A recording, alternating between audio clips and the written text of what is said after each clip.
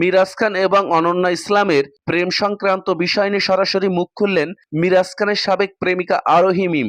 দর্শক, তাই মিরাজ খান এবং অনন্যা ইসলামের প্রেম কাহিনী সম্পর্কে জানতে ভিডিওটিতে একটি লাইক দিয়ে একটুও না টেনে শেষ পর্যন্ত দেখতে থাকুন। মিরাজ খান একটা সময় আরোহী মিমের সঙ্গে প্রেম করতেন, কিন্তু সামান্য ভুল বোঝাবুঝির কারণে সেই সম্পর্ক ভেঙে যায়। তারপর আরোহী মিম আবারও সাকিব সিদ্দিকীর সঙ্গে নতুন করে প্রেমে পড়েন, তবে সেই সম্পর্কও তার বেশি দিন টিকলো না। অবশেষে মিরাজ খান এবং সাকিব সিদ্দিকীকে ধোঁকা দিয়ে আরোহী মিম আবারও নতুন করে প্রেমে পড়েন, তবে কার সাথে প্রেম করছেন সেটা এখনো জানা যায়নি। তবে এবার মিরাজ খান এবং অনন্যার প্রেমের সম্পর্ক নিয়ে সবকিছুই ফাঁস করলেন আরোহী মিম। এর কি কোনো দরকার ছিল?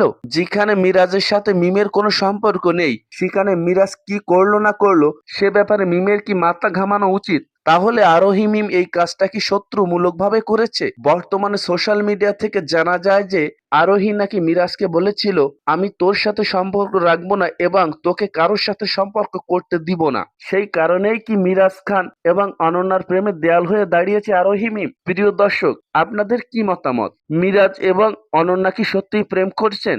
আরোহী মিম কি সত্য কথা বলেছেন? অবশ্যই কমেন্টে জানাতে ভুলবেন না। ধন্যবাদ।